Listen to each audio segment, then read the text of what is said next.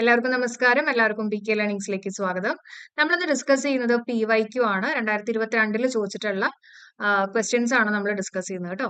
എല്ലാവരുടെയും പഠനമൊക്കെ എങ്ങനെ പോകുന്നു? ടെൻഷൻ ഉണ്ടോ? ടെൻഷൻ ഒന്നും വേണ്ട. എല്ലാവരും ഡെയിലി ക്വസ്റ്റ്യൻ പേപ്പർ വർക്ക്ഔട്ട് ചെയ്യുക, കിട്ടാത്തത് റിവൈസ് ചെയ്ത് പോവാ കേട്ടോ. അപ്പോൾ തുടങ്ങാം നമുക്ക് അല്ലേ? അപ്പോൾ സ്റ്റാർട്ട് ചെയ്യാം. ഫസ്റ്റ് ക്വസ്റ്റ്യൻ പേപ്പറുടെ കോഡ് കൊടുത്തിട്ടുണ്ട്. First one, receptionist. The interviews resume on Monday. Please bring a copy of your resume today itself. Identify the parts of speech of the underlined words respectively. Respectively എന്ന് പറഞ്ഞാൽ എന്താ? Correct ഓർഡറിലായിരിക്കണം അല്ലേ?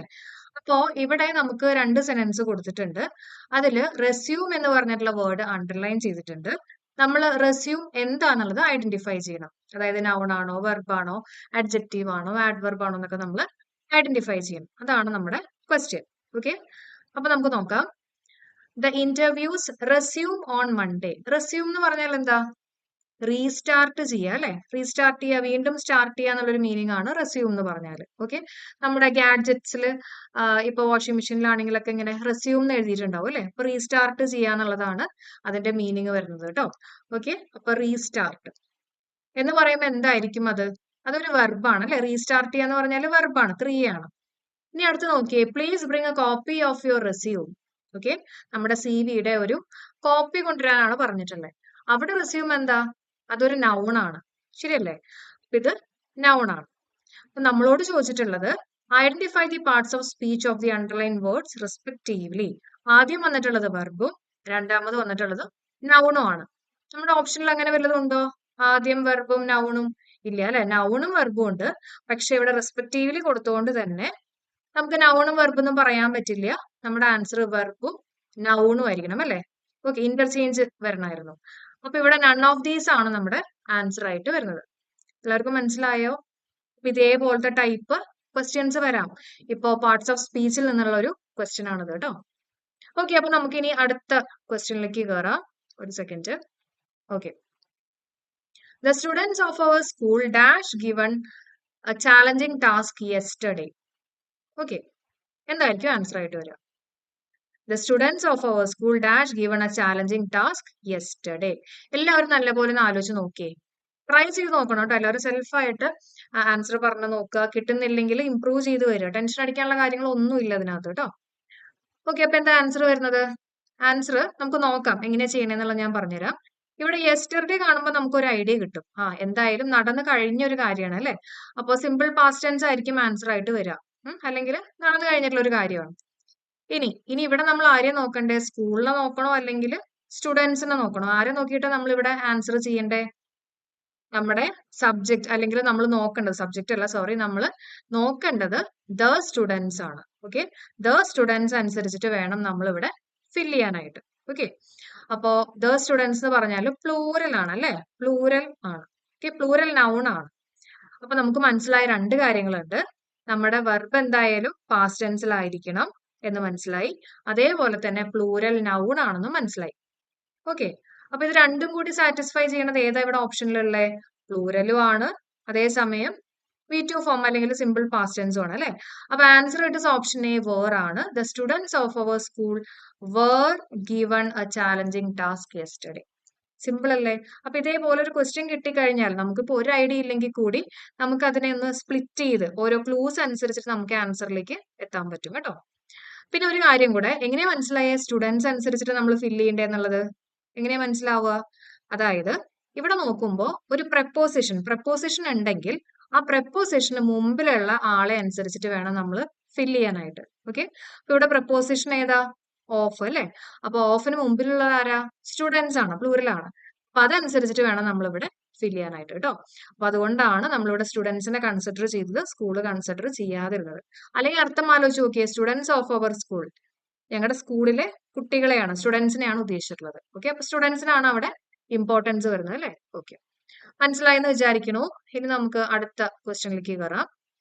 Sorry, I have dash terrible headache now as I could not sleep last night. Okay, എന്തായിരിക്കും answer ആയിട്ട് വരിക? I have dash terrible headache now as I could not sleep last night. Choose the suitable article. Okay, നമ്മുടെ answer it is option, വേഗം പറ, option A ആണ് അല്ലെ. നമ്മൾ സാധാരണ അസുഖങ്ങൾ ഡിസീസിന് മുമ്പ് നമ്മളൊന്നും യൂസ് ചെയ്യില്ല, ആർട്ടിക്കിൾ ഒന്നും യൂസ് ചെയ്യില്ല. അങ്ങനെയാണ് നമ്മൾ സാധാരണ ചെയ്യാറ്. ഇപ്പൊ മലേറിയ, ടൈഫോയിഡ് അങ്ങനെയൊക്കെയാണ് പറയാറ്. പക്ഷെ ഹെഡ് ഏക്കിന്റെ മുമ്പിൽ നമ്മൾ എ എന്ന് പറഞ്ഞിട്ടുള്ള ആർട്ടിക്കിൾ യൂസ് ചെയ്യും. നമ്മുടെ PSCക്ക് ഇഷ്ടപ്പെട്ടിട്ടുള്ള ഒന്നാണ് കേട്ടോ ഈ പറഞ്ഞിട്ടുള്ള ഹെഡ് ഏക്ക്. അപ്പോ അറിഞ്ഞു വെച്ചേക്ക്, അതിന് മുമ്പിൽ നമ്മൾ ഏത് ആർട്ടിക്കിളാ യൂസ് ചെയ്യുക? എ എന്ന് പറഞ്ഞിട്ടുള്ള ആർട്ടിക്കിൾ യൂസ് ചെയ്യും. ഓക്കെ. ജനറലി പറയുകയാണെങ്കിൽ അസുഖങ്ങൾക്ക് മുമ്പിൽ നമ്മൾ ആർട്ടിക്കിൾ ഒന്നും യൂസ് ചെയ്യില്ല എന്നുള്ളതാണ് കേട്ടോ. ഓക്കെ, നമുക്ക് അടുത്ത ക്വസ്റ്റ്യനിലേക്ക് കയറാം. Equanimity is one of the qualities desirable for a successful life. Choose the word which is equivalent to the word underlined. അതായത് ഇക്വാനിമിറ്റി എന്ന് പറഞ്ഞിട്ടുള്ള വേർഡിന് ഇക്വലന്റ് ആയിട്ടുള്ള വേർഡ് ഏതാണെന്നാണ് ചോദിച്ചിട്ടുള്ളത്. നമുക്ക് ചിലപ്പോൾ ഈ ഒരു ക്വസ്റ്റ്യൻ വായിക്കുമ്പോൾ dash is one of the qualities desirable for a successful life. Calmness, courage, politeness എല്ലാം നമുക്ക് ആപ്റ്റ് ആയിട്ട് തോന്നും.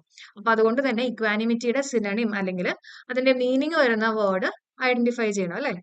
വേഗം പറഞ്ഞാൽ ഏതാണ് ആൻസർ? ആൻസർ ഇട്ട് കാംനെസ്. അറിയാത്തവരുണ്ടെങ്കിൽ പഠിച്ചേക്കുക.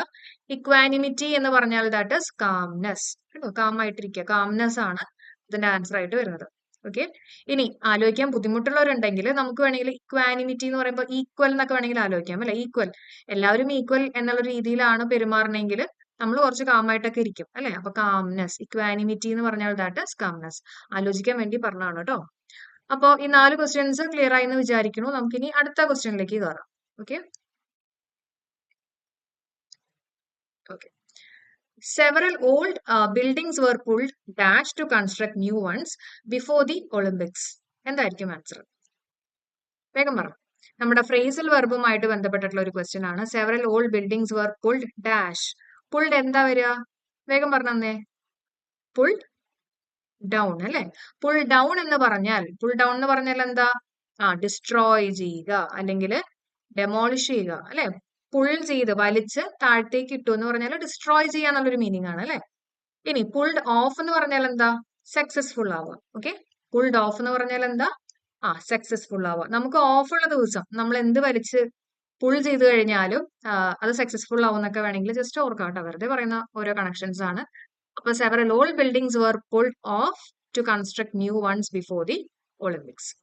ഇനി അടുത്ത് നോക്കിയേ, പുൾഡ് എവേ. പുൾഡ് എവേ എന്ന് പറഞ്ഞാൽ പുൾ ചെയ്ത് എവേ പോയി, ദൂരെ പോയി എന്ന് പറഞ്ഞാൽ എന്താ? എന്ന് പറഞ്ഞാൽ അവിടുന്ന് ഡിപ്പാർട്ട് ചെയ്തു, ലീവ് ചെയ്തു അല്ലെ. അപ്പൊ അതിനെയാണ് നമ്മൾ പുൾഡ് എവേ എന്ന് പറയാം കേട്ടോ. ഇതൊക്കെ നമ്മൾ ഡീറ്റെയിൽഡ് ആയിട്ട് ചെയ്തിട്ടുണ്ട്. നമ്മുടെ ഫ്രേസൽ വെർബിന്റെ ക്ലാസ്സുകളായിട്ട് നമ്മൾ ചെയ്തിട്ടുണ്ട്. വൊക്കാബുലറി ക്ലാസിന്റെ പ്ലേലിസ്റ്റ് ക്രിയേറ്റ് ചെയ്തിട്ടുണ്ട്. അപ്പോൾ ക്ലാസ് കാണേണ്ട ആൾക്കാർക്കൊക്കെ കാണാം കേട്ടോ.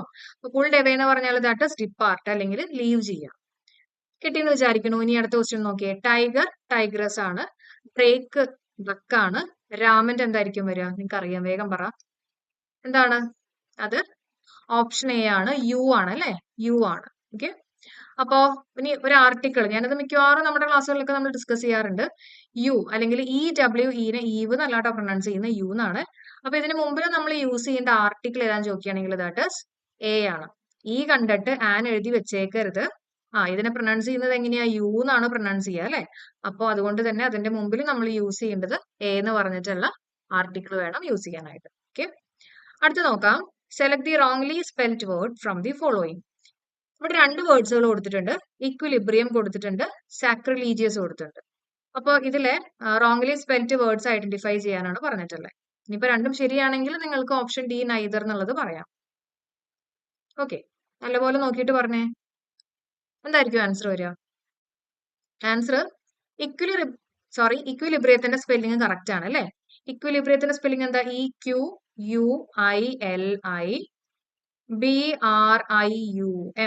ഓക്കെ. ഇക്വിലിബ്രിയം.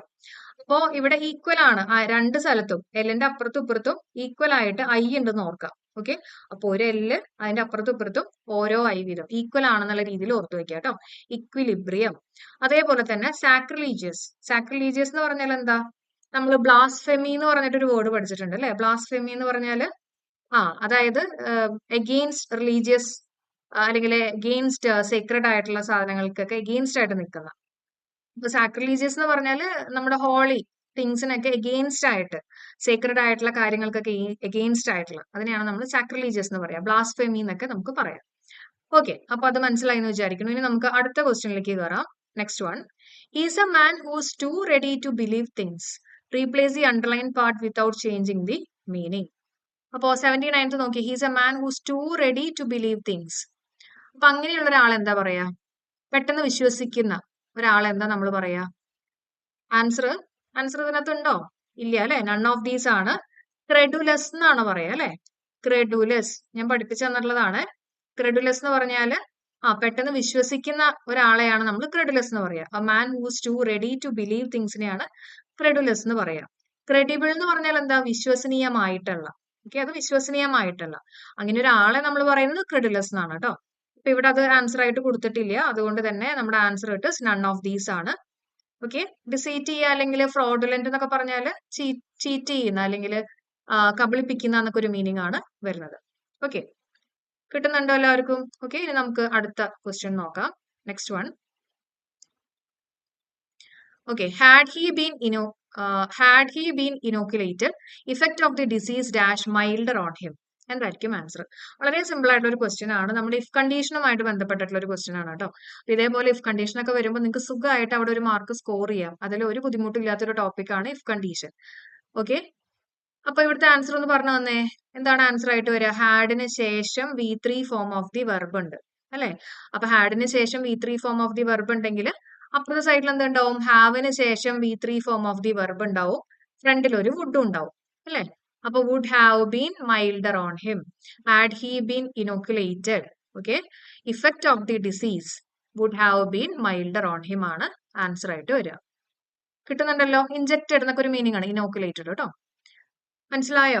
അപ്പോ ഇഫ് കണ്ടീഷൻ നമ്മൾ സാധാരണ ഇഫ് വെച്ചിട്ട് തന്നെ വന്നാലേ ഇതേപോലെ ഹാഡ് പ്ലസ് V3 അങ്ങനെ ഇല്ല. നമുക്ക് വേണമെങ്കിൽ ഒരു സെന്റൻസ് ഹാഡ് വെച്ചിട്ട് സ്റ്റാർട്ട് ചെയ്യാം കേട്ടോ. പിന്നെ ഒരു കാര്യം പ്രത്യേകം ശ്രദ്ധിക്കണം. ഇപ്പൊ ഇതേപോലെ ഒരു ഇഫ് കണ്ടീഷനകത്ത് ഹാഡ് കാണുമ്പോൾ അതിനുശേഷം V3 ഉണ്ടോ എന്നുള്ളത് ചെക്ക് ചെയ്യണം. ചില കേസുകളിൽ ഹാഡ് നമ്മൾ സിമ്പിൾ പാസ്റ്റ് ടെൻസ് ആയിട്ട് പറയും. മനസ്സിലായോ? ഇപ്പൊ ഹി ഹാഡ് ഹിസ് ഡിന്നർ എന്ന് പറഞ്ഞാല് അവൻ ഡിന്നർ കഴിച്ചു എന്നുള്ള മീനിങ് ആ വരുന്നത്. അപ്പൊ ഹാഡിന് ശേഷം V3 ഉണ്ടോന്ന് പ്രത്യേകം ശ്രദ്ധിച്ചിട്ട് ആൻസർ ചെയ്യാം കേട്ടോ. ആ ഒരു കാര്യം ഓർത്തോണേ.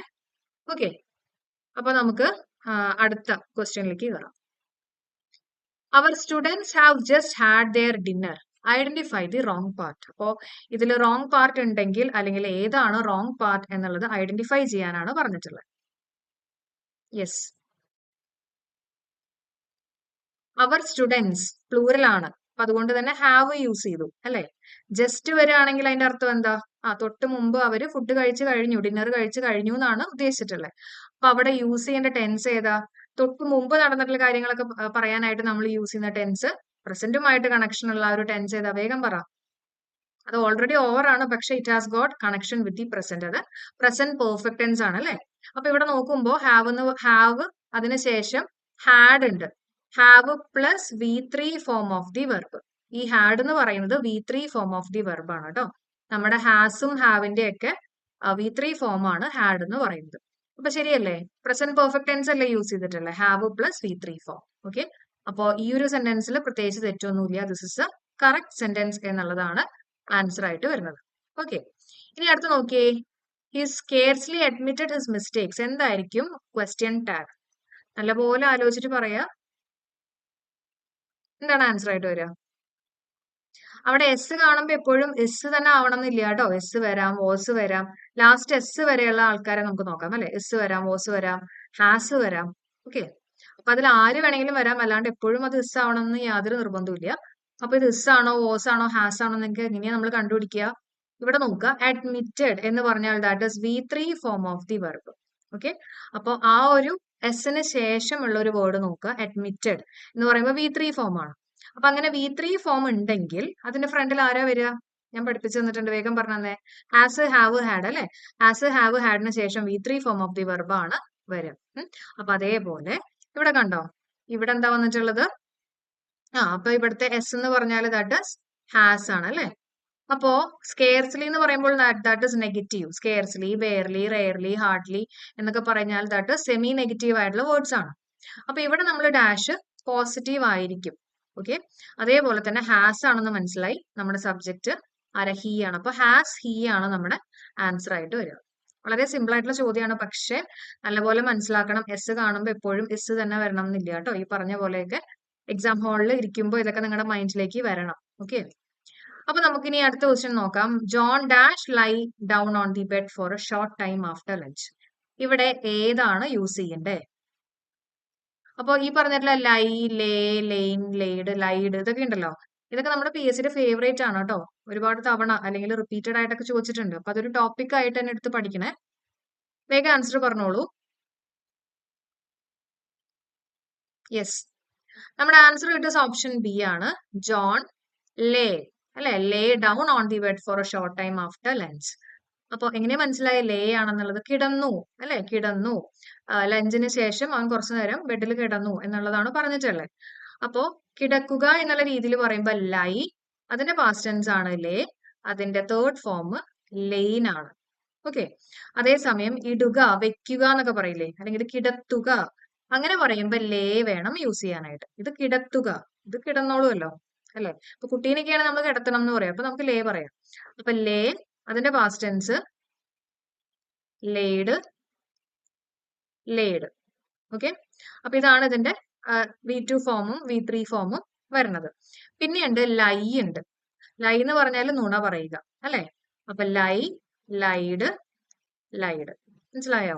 അപ്പൊ ഇവിടുത്തെ ആൻസർ വരുന്നത് എന്താ? John lay down on the bed for a short time after lunch ആണ് ആൻസർ ആയിട്ട് വരുന്നത്.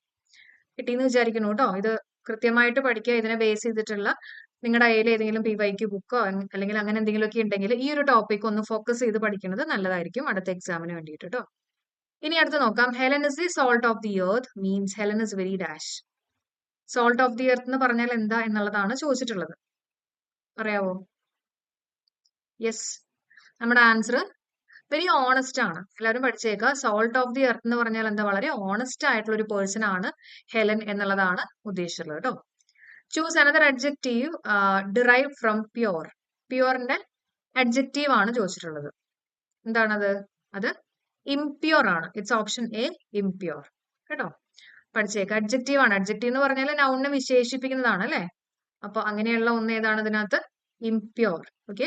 അഡ്ജക്റ്റീവ് ആണെന്നൊക്കെ എങ്ങനെ ഐഡന്റിഫൈ ചെയ്യുന്നതൊക്കെ നമ്മൾ ഡിസ്കസ് ചെയ്തിട്ടുണ്ട് കേട്ടോ ക്ലാസ്സുകളിൽ. ഓക്കെ, നമുക്കിനി അടുത്ത ക്വസ്റ്റ്യനിലേക്ക് കയറാം. John became the de facto ruler of England. Okay. De facto എന്ന് പറഞ്ഞാൽ what is it? De facto by fact ഇറ്റ് സെൽഫ്, അല്ലെ. അതായത് ആക്ച്വൽ ആയിട്ടുള്ള. ഡി ഫാക്ടോ എന്ന് പറഞ്ഞാൽ ഫാക്ട് ഇറ്റ് സെൽഫ് അല്ലെങ്കിൽ ആക്ച്വൽ എന്നുള്ളൊരു മീനിങ് ആണ് കേട്ടോ. ഇനി this medicine was prescribed 2 years ago. The underline word means. Prescribed എന്ന് പറഞ്ഞാൽ വാട്ട് ഇസ് ഇറ്റ്? അപ്പൊ പ്രിസ്ക്രൈബ് ചെയ്യാന്ന് പറഞ്ഞാൽ നമുക്കറിയാം, അല്ലെ. ഡോക്ടറിന്റെ അഡ്വൈസ് വഴി നമുക്ക് മെഡിസിൻസ് ഒക്കെ പ്രിസ്ക്രൈബ് ചെയ്ത് തരാറുണ്ട്. ഇത് പ്രിസ്ക്രൈബ് ആണ്. സെയിം അല്ല കേട്ടോ. എന്താണ് അതിന്റെ അർത്ഥം? ഫോർബിഡൻ, അല്ലെ. വിലക്കുക, വിലക്കുക എന്നുള്ളൊരു മീനിങ് ആണ് പ്രിസ്ക്രൈബ് ചെയ്യുക കേട്ടോ. അപ്പൊ അത് പഠിച്ചേക്കുക. ഇത് ഇതിനു മുമ്പും PSC ചോദിച്ചിട്ടുണ്ട് കേട്ടോ. Please insist dash the bill when you make purchases in the supermarket. ഇൻസിസ്റ്റിന്റെ കൂടെ ഏത് പ്രപ്പോസിഷൻ ആണ് നമ്മൾ യൂസ് ചെയ്യുക? ആലോചിച്ചിട്ട് പറഞ്ഞോളൂ. Please insist dash the bill when you make purchases in the supermarket. Answer കിട്ടിയെന്ന് വിചാരിക്കണു. നൺ ഓഫ് ദീസ് ആണ്. കാരണം ഇൻസിസ്റ്റിന്റെ കൂടെ നമ്മൾ യൂസ് ചെയ്യുന്ന preposition that is on, insist on, അല്ലെ. അപ്പോ ഇവിടെ അത് കൊടുത്തിട്ടില്ല. അതുകൊണ്ട് തന്നെ നമ്മുടെ ആൻസർ എന്താണ്? None of these. Moving on to the next question. All schools dash today in preparation for tomorrow's reopening. Choose a more suitable among the following. ബ്രാക്കറ്റിൽ disinfect ആണ് കൊടുത്തിട്ടുള്ളത്. All schools dash today in preparation for tomorrow's reopening. എന്തായിരിക്കും answer ആയിട്ട് വരിക? All schools are being disinfected today in preparation for tomorrow's reopening, അല്ലെ. അപ്പോ ഇവിടെ നമുക്ക് ബാക്കിയുള്ള ഓപ്ഷൻസ് നോക്കാം. ഓൾ സ്കൂൾസ് ആർ ഡിസിൻഫെക്റ്റിംഗ് എന്ന് പറഞ്ഞാൽ എന്താ? സ്കൂൾസ് ആണ് ഡിസിൻഫെക്ട് ചെയ്തുകൊണ്ടേയിരിക്കുന്നത്. അങ്ങനെ സ്കൂളിനെ ഡിസിൻഫെക്ട് ചെയ്യാൻ പറ്റുമോ? ഇല്ല, അല്ലെ. അപ്പോ വേറെ ആരെങ്കിലും വേണം ഇത് ചെയ്യാനായിട്ട്. അപ്പൊ അങ്ങനെ വരുന്ന കേസ് ആണെങ്കിൽ നമ്മൾ എങ്ങനെ പറയണം? അത് പാസീവ്ലി യൂസ് ചെയ്യണം. ഓക്കെ. അപ്പൊ ഇവിടെ പാസീവ് എന്നുള്ളൊരു ഓപ്ഷൻ കൊടുത്തിട്ടുള്ളത് ഓപ്ഷൻ ബിയിലാണ് കേട്ടോ. ഓൾ സ്കൂൾസ്, സ്കൂൾസ് എന്ന് പറയുമ്പോൾ ദാറ്റ് ഇസ് പ്ലൂറൽ ആണ്, അല്ലെ. അപ്പൊ അതുകൊണ്ട് തന്നെ ആർ ബീയിങ് ഡിസിൻഫെക്റ്റഡ് പാസീവില് നമ്മൾ പറഞ്ഞു, പാസീവ് വോയിസിൽ പറഞ്ഞു. മനസ്സിലായോ? ക്ലിയർ ആണോ? ദേ ആർ ഡിസിൻഫെക്റ്റിംഗ് എന്ന് പറഞ്ഞാൽ അവരാണ് ഡിസിൻഫെക്ട് ചെയ്തുകൊണ്ടേയിരിക്കുന്നത്. അതേപോലെ തന്നെ സ്കൂൾസ് ആർ ഡിസിൻഫെക്റ്റിംഗ് എന്ന് പറഞ്ഞാൽ അവരെന്ന് പറഞ്ഞ പോലെ തന്നെ സ്കൂൾസ് ഇങ്ങനെ ഡിസിൻഫെക്ട് ചെയ്തുകൊണ്ടിരിക്കുക എന്നുള്ള മീനിങ് വരും. അതുകൊണ്ടാണ് നമ്മളിവിടെ ആർ ബീയിങ് ഡിസിൻഫെക്റ്റഡ് എന്നുള്ള ആൻസറിലേക്ക് എത്തിയത്, പാസീവിലേക്ക് എത്തിയിട്ടുള്ളത് കേട്ടോ. ഇനി നമ്മുടെ ലാസ്റ്റ് ക്വസ്റ്റ്യൻ നോക്കാം. ഓക്കെ. ഡയറക്റ്റ് സ്പീച്ചിൽ Helen when will you arrive here tomorrow എന്നുള്ളതാണ് question. John said. Indirect speech John asked Helen when dash there the next day. അപ്പൊ ഇതിൽ ഏതായിരിക്കും നമ്മുടെ ആൻസർ ആയിട്ട് വരിക? Okay, when will you arrive here tomorrow എന്നുള്ളതാണ് ചോദിച്ചിട്ടുള്ളത്. എന്തായിരിക്കും ആൻസർ ആയിട്ട് വരിക? ആൻസർ വില്ല് എന്നുള്ളത് എന്തായിട്ട് മാറും? വുഡ് ആയിട്ട് മാറും അല്ലെ? വിൽ അറൈവ് എന്നുള്ളത് വുഡ് അറൈവ് ആയിട്ട് മാറും. ഓക്കെ, അപ്പൊ വുഡ് അറൈവ് ഉള്ള രണ്ട് ഓപ്ഷൻസ് ആണ് കൊടുത്തിട്ടുള്ളത്. ബിയിലും ഉണ്ട്, അതേപോലെ തന്നെ സിയിലും ഉണ്ട്. അപ്പോ നമുക്കറിയാം ഡയറക്റ്റിനെ ഇൻഡയറക്റ്റ് സ്പീച്ചിലേക്ക് ആക്കുമ്പോൾ ഡയറക്റ്റിൽ ഒരു ക്വസ്റ്റ്യൻ ആണെങ്കിൽ ഇൻഡയറക്റ്റ് സ്പീച്ചിൽ ഒരിക്കലും അത് ക്വസ്റ്റ്യൻ ഫോർമാറ്റ് ആയിരിക്കില്ല, സ്റ്റേറ്റ്മെന്റ് ഫോർമാറ്റ് ആയിരിക്കും. സ്റ്റേറ്റ്മെന്റ് ഫോർമാറ്റ് എന്ന് പറഞ്ഞാൽ ആദ്യം എന്ത് വരണം? സബ്ജക്റ്റ് വരണം. അതിനുശേഷം മാത്രമേ ഓക്സിലറി വെർബ് വരാൻ പാടുള്ളൂ. വളരെ സിമ്പിൾ ആയിട്ടുള്ള കൺസെപ്റ്റ് ആണ്. നല്ല രീതിയിൽ പഠിച്ചു കഴിഞ്ഞാൽ നിങ്ങൾക്ക് ആക്റ്റീവ് പാസീവും ഡയറക്റ്റ് ഇൻഡയറക്റ്റ് സ്പീച്ച് അതേപോലെ തന്നെ ഇഫ് കണ്ടീഷൻ ഇതൊക്കെ നമുക്ക് ഷുവർ ആയിട്ട് മാർക്ക് സ്കോർ ചെയ്യാൻ കിട്ടുന്ന പോർഷൻസുകളാണ് കേട്ടോ. പിന്നെയും എന്തെങ്കിലും ബുദ്ധിമുട്ടൊക്കെ ആണെങ്കിൽ അത് ടെൻസ് ആയിരിക്കും, കുറച്ചെങ്കിലും നമ്മൾ ഇങ്ങനെ ലോജിക്ക് യൂസ് ചെയ്തിട്ട് കണ്ടുപിടിക്കേണ്ടത്. ഓക്കെ, അതേപോലെ തന്നെ ടെൻസ് പഠിക്കുമ്പോഴും അതിന്റെ ബേസ് മുതലുള്ള എല്ലാ കാര്യങ്ങളും മനസ്സിലാക്കിക്കൊണ്ട് തന്നെ പഠിക്കുക. കാരണം ഇപ്പോഴത്തെ ലെവൽ വെച്ചിട്ട് PSC ചോദിക്കുന്നത് അർത്ഥം മനസ്സിലാക്കിയിട്ട് നമ്മുടെ ആപ്ലിക്കേഷൻ സ്കില്ല് യൂസ് ചെയ്തിട്ട് കണ്ടുപിടിക്കാനുള്ള ചോദ്യങ്ങളാണ് കേട്ടോ. അപ്പൊ അങ്ങനെ തന്നെ പഠിക്കുക. ഓക്കെ, അപ്പൊ ഇവിടുത്തെ ആൻസർ കിട്ടിയോ നിങ്ങൾക്ക്? എന്തായിരിക്കും? ആദ്യം സബ്ജക്റ്റ് വരണം, അതിനുശേഷം വേണം ഓക്സിലറി വെർബ് വരാൻ അല്ലെ? അപ്പോ John asked Helen when she would arrive there the next day. Okay, അപ്പോ ഇത്രയായിരുന്നു നമ്മുടെ ക്വസ്റ്റ്യൻസ്. എല്ലാവർക്കും നമ്മുടെ സെഷൻ യൂസ്ഫുൾ ആയിട്ട് തോന്നുന്നുണ്ടെങ്കിൽ തീർച്ചയായിട്ടും ലൈക്ക് ചെയ്യാൻ മറക്കണ്ട. അതേപോലെ തന്നെ നിങ്ങളുടെ കമന്റ്സ് ഒക്കെ ഒന്ന് കുറച്ചും കൂടെ ഉഷാറായിട്ട് പോന്നോട്ടെ കേട്ടോ. കമന്റ്സ് ഒക്കെ ഞാൻ വായിക്കുന്നുണ്ട്. ലൈക്ക് ചെയ്യാനും നിങ്ങളുടെ ഫ്രണ്ട്സിനൊക്കെ മാക്സിമം ഷെയർ ചെയ്യാനും മറക്കണ്ട. അപ്പൊ thank you so much for supporting. Have A nice day. Thank you all.